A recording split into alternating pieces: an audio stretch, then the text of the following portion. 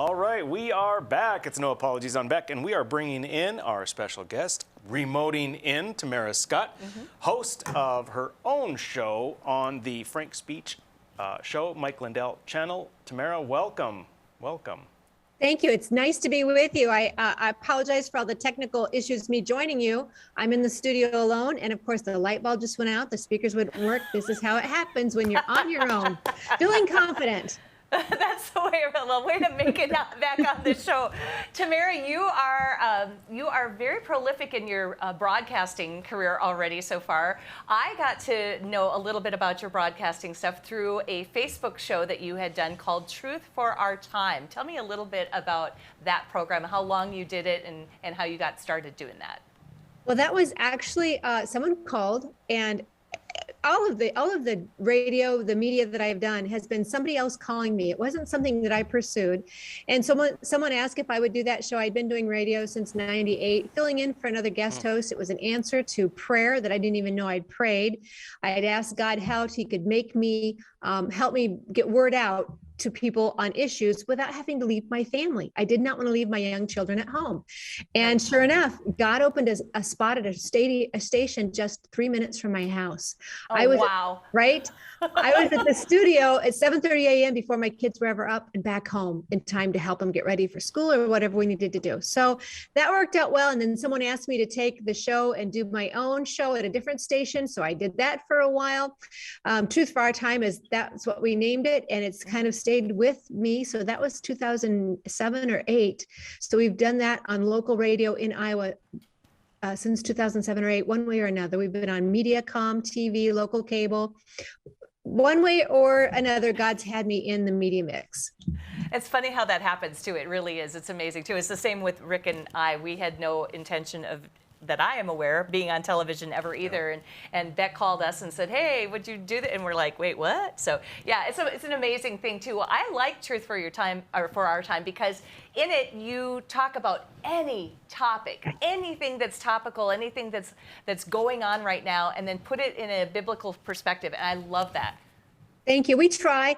Here's the deal. If God expects you he expects you to live through it, he's directed you how to do it somewhere in his word. And it may not be the specific term of what you're dealing with. You know, abortion by the term is not in the Bible, but we talk about life. God talks about life in the womb. He talks about knitting people. He talks about the plan and the purpose he has for people before they're ever even conceived. Our days are numbered. And just imagine where our kids would be today. We're now hearing about mental health and depression and anxiety, not just with our kids, but adults as well. But imagine if our kids still heard in school what they used to hear when we had creators and innovators, and America was setting the pace, and we still are somewhat. But when our kids were told God has a plan for you, a plan and purpose, a plan for good, imagine hearing that versus from the goo to the zoo to you. You are nothing but a speck on the timeline of humanity. Exactly. From the goo to the zoo to you. Nice. That is fabulous. I love that. I'd never heard that before. So I got introduced this week to a different site that I'd never heard of. It was called Second Vote. Have either of you guys heard of Second Vote? Second Vote is a site where you can vote with your dollars if you know what companies support, whether they're conservative or whether they're liberal with their policies. I thought this was the greatest thing. So I went looking at some of the ones that I knew. And do you know what had the only 0 to 5 or 1 to 5 were the ratings? And it goes from liberal to conservative. And do you know what was number 5? CWA, Concerned Women for America, Tamara. I am pleased to hear that. Penny Nance is our CEO and our president. Beverly LaHaye started CEO at her kitchen table, of all places, right? The feminists were just kicking it off. They were just telling us how angry they were at men. Men were the problem. The family was, oppressing women. And Beverly LaHaye and her sister and a couple others said, she doesn't speak for me and I can't let her be the only voice. And so around a kitchen table, a group of women started together and said, we're going to have to respond to this. And because they did, Beverly LaHaye ended up on Donahue. She ended up in front of, I think, the Supreme Court, maybe, or at least some court cases. And through just a bunch of women at their kitchen tables, prayer permeates our group. It's everything we do. It really sets us apart of so many other groups. We're prayer, education, and action. You know, before you strike out in action, you better know what you're talking about. Before you know what you're talking about, you better be praying about it. And so prayer should always be the first thing we should do, but never the last thing we should do. And so now this group is, I think, over 500,000 women. It's the largest women's public policy organization in the nation. Unlike other women's groups, we are the group of women that like men. We don't blame men. 1/3 of our national leadership are men. And we will be at the Supreme Court December 1st. The Dobbs case will be heard, and we will be there, as CWA is always there. And we now have another group called Young Women for America. Penny Nance and her vision has been going to Liberty University, colleges around the nation, and helping young women, which I think is so vital, because these young students in our colleges, we're on the front lines. You and I, what we do, we're on the front lines, but our students they're behind enemy lines if they're on a college campus in America. And so for one thing, for CWA, just to get them resources and papers and informations where they can help write when they need to, do a paper. But now you're plugging them in and helping them be a part of history as they're in college. So it's just a great program. Here we still meet around kitchen tables all over America, but we are the largest women's public policy organization.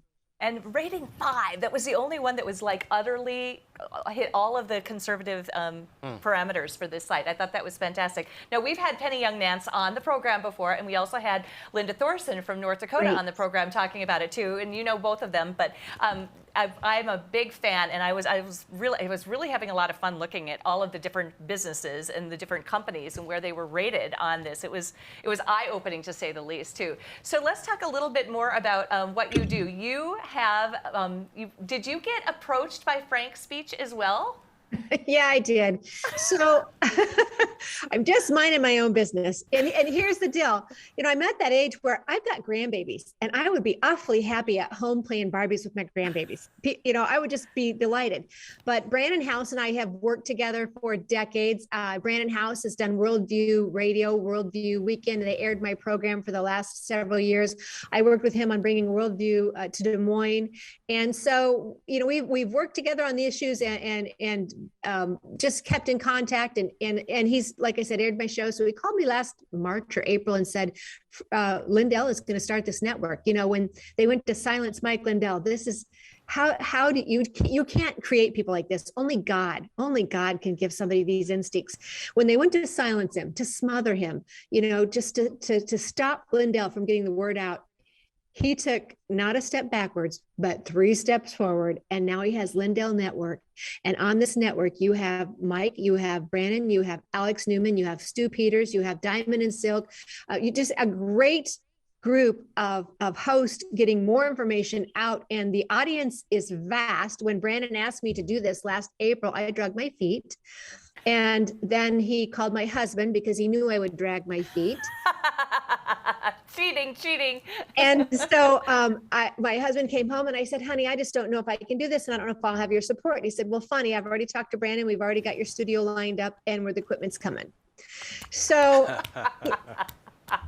not that they were pushing me. If I didn't want to do it, they both would respect my opinion, but they both felt like I had ministry, and God is so good to give me incredible guests. You know what it's like when you have to have guests every day. It's a pressure, and God is so good to give me incredible people. Tomorrow, Bob McEwen, Congressman Bob McEwen, the head of the Center for National Policy, is going to join me. And on Friday, Dr. Lee Valit. Just on Thursday, a friend of yours and mine, Leora Levy, is going to her wonderful story about how she fled Cuba. So God is just so good. And so as long as God's in it, I'll be on air, but I don't want to be on air a minute without him in it.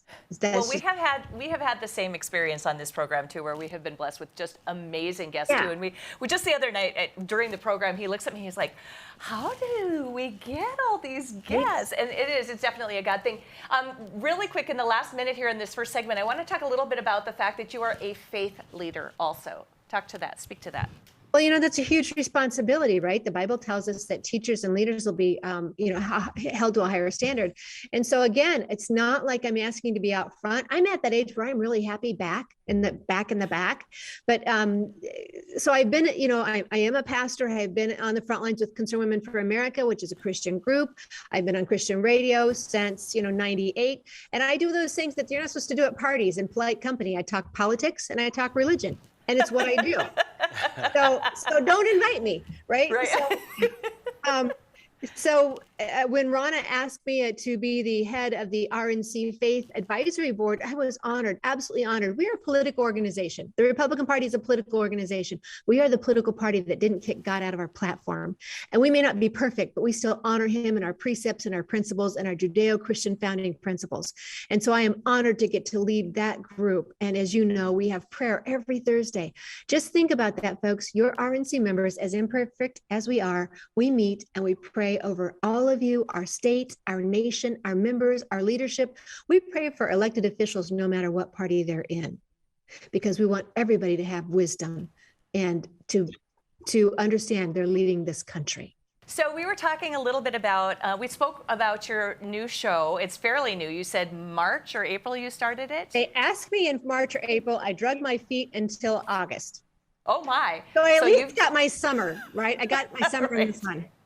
So let's talk about what time it is on. So it's noon Central Time. And that was the other thing is I just couldn't imagine how am I going to pick a time when I can be somewhere every day? Because, the schedules are so fluent. And when you're in politics, you have to show up for this meeting, that coffee, and you just never know. But as only God can do, we'd said 11. Then Mike Lindell decided he wanted 11. Well, you move aside when the guy who owns the network says, I want 11. And It worked out even better because it's noon. I can be there at the crack of noon. I can be up and moving at the crack of noon. So that sounds like me too. That's a good time for me too. So the Tamara Scott Show, I thought what we would do is we would introduce our audience to your program and show a little clip. So this is the intro to your show, and we'll show what it looks like, and we'll come back in just a moment. Roll tape, please. Lindell TV is pleased to present the Tamara Scott Show. Tamara has served as the state director for one of America's largest pro-life, pro-family public policy organizations. In 2007, Tamara was named one of America's top 10 most influential kingmakers by the Religion News Association. Tamara has spent years proclaiming and defending the values of a Christian worldview that is the foundation of our constitutional republic. And now, here is your host, Tamara Scott. And thank you for joining us. I am Tamara Scott. This is the Tamara Scott Show on LindellTV.com. It is my honor to get to be on this network, and I'm so thankful for someone like Mike Lindell. When the world came against him, literally, the liberal progressive world tried to silence him, tried to censor him, and tried to smother his voice, his opinion, his constitutional liberty, he took another step forward, and he created LindellTV.com, and my thanks to Brandon House for helping him do that, and for Brandon's, frankly, obedience and vision and understanding long before any of 2020 took place, long before COVID came along. Brandon had already created a web network where he was able to teach, give webinars, seminars, and do TV every Sunday night already.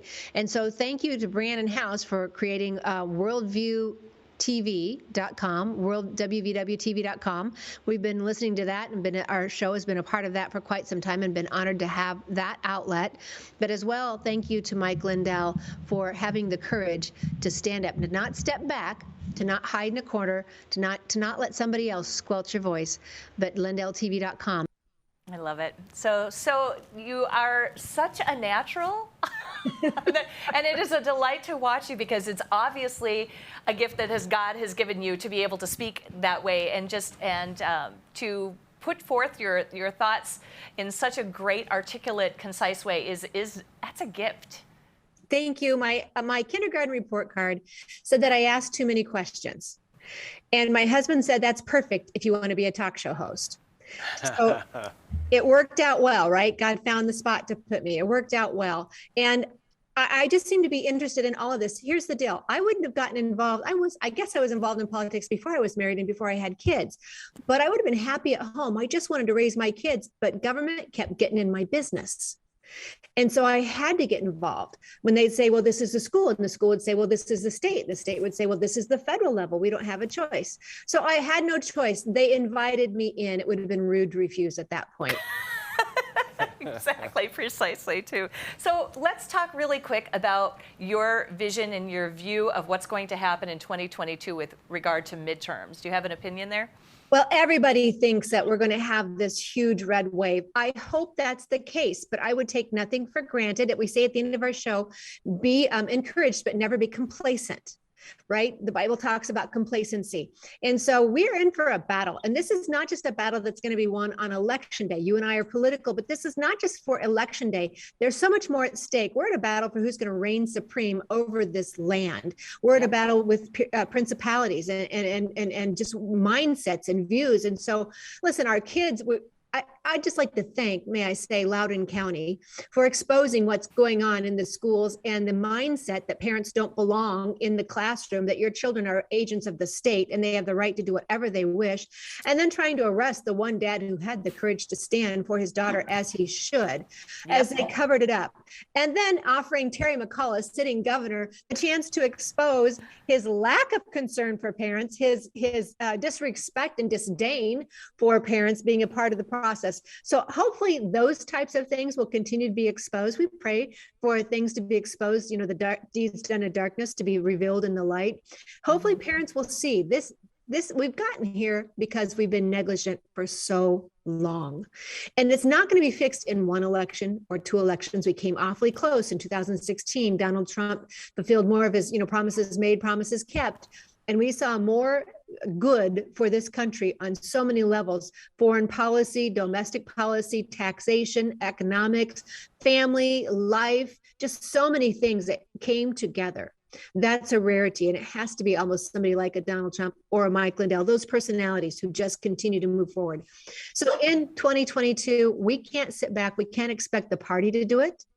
It's going to be us, and it needs to happen at the grassroots. Every single one of you out there watching, listening, God has you at this place, at this moment in America, at this time.